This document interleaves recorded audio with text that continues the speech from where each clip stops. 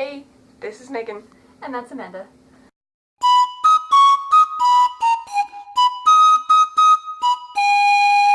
So we're doing the New Year's Eve book tag today, although New Year's Eve was yesterday. Getting to it. Question 1. Times Square. A book that felt crowded with pages. So my answer for that one is Mistborn by Brandon Sanderson. I picked this one because it is very long, but also I feel like every page is crowded with people and things happening, and even though it's like 600 pages, you get to like the last 100 and you think, how can everything wrap up in these last 100 pages? There's so much going on. I ended up choosing The Killer Angels, which is a historical novel about the Battle of Gettysburg.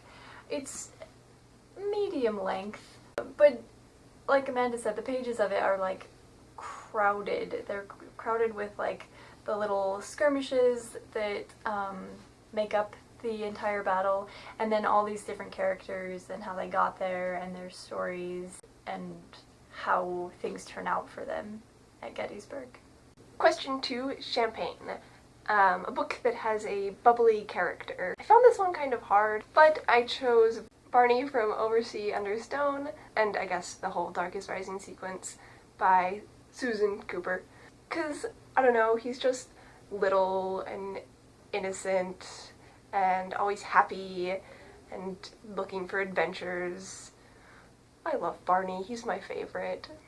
I chose Basil Stag Hare from Redwall.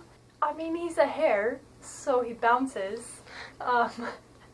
But also his character is just very lively and energetic and buoyant. Like, nothing gets him down. People are all depressed about stuff and he just is like, well, bring me some tarts. Oh my gosh, Eulalia! Number 3, Sparklers. A book that added sparkle to your life. I chose Dandelion Wine by Ray Bradbury. It's about childhood and just the, like, sparkliness of childhood. And when I read it, it just like took me back to my childhood and also the childhood that I never really had. It sparkles. It was like a very deep sparkle, I feel. Yeah. The sparkle in like the bottom of a lake. Yeah, or like the sparkle inside of a geode. For this question, I chose Jonathan Strange and Mr. Norrell. It's like the magic of Harry Potter, this believable, wonderful, sparkling magic combined with the style of Charles Dickens.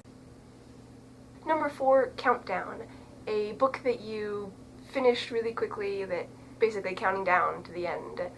For me, I chose Harry Potter and the Deathly Hallows. This book, it came out on my birthday, which was awesome, and we went to the midnight release. I miss those. I miss midnight release book parties. But just like from the moment that I got my hands on it, I wanted to read it and finish it.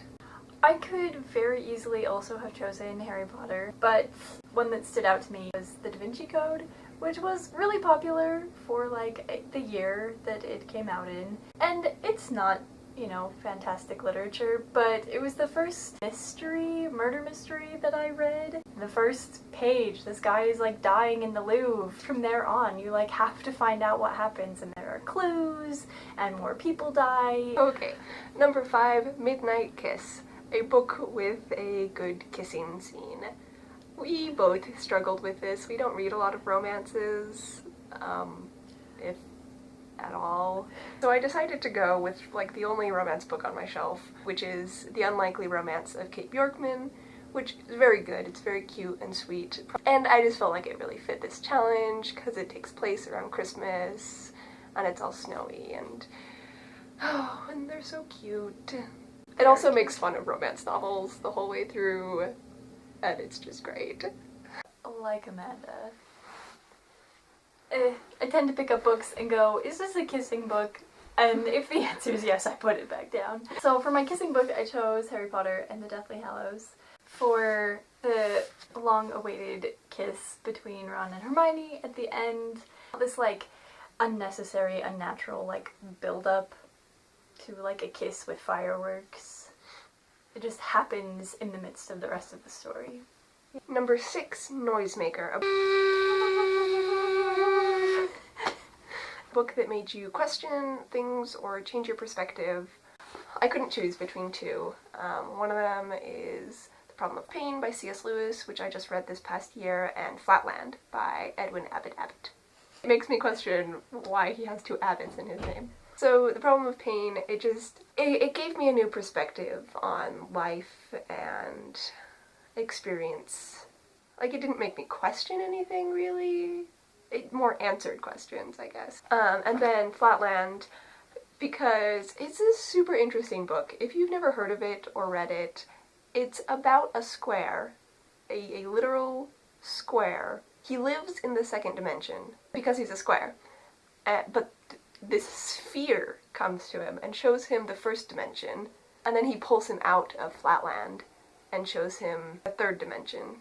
And he's like, what? Like, this isn't possible. I can't move the direction of my insides. But then he asks the sphere at the end, now can you show me the direction of your insides? And the sphere is like, what? No, that's not possible.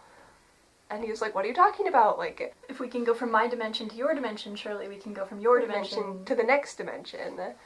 And the sphere is like, no, that's not how it works. But you're like, no, a square is right. What is beyond the 3rd dimension? And I don't know, I just think it's super fascinating, and it really makes me think and question time and space. Also, it was written in like the 1800s, which I just think is super cool. For my Noisemaker, I chose Orson Scott Card's Xenocide in the series that begins with Ender's Game, so this is the 3rd book in that series. I chose this one, I guess, because I read it recently. It was one of the first books I read in 2015. But what this really gave me a new perspective on was OCD. Reading about it in a fictional context made me see it in very new and very interesting ways that were also like very helpful. Alright, so the last question prompt thing is what you plan on reading in 2016. And I don't really plan in advance. I'm not good at that. But I would really like to decrease the size of my currently reading shelf on Goodreads. So I think this year I'm going to go through it and either like get rid of the books that I started when I was like 14 and first made my Goodreads account, or go back and finish those books. There's like always at least 10 books, I think, on my currently reading shelf, and they're pretty much always the same 10. One of the books, which I picked up just right after Christmas, really want to get to right away, is this book, Traveling Mercies by Anne Lamott. So I'm hoping to read this one in the next like week or 2. Well, that is the end of the tag. We hope you enjoyed it. We had a lot of fun picking the books. Like, comment, subscribe. Enjoy. Enjoy, yeah, that's the main thing. Enjoy.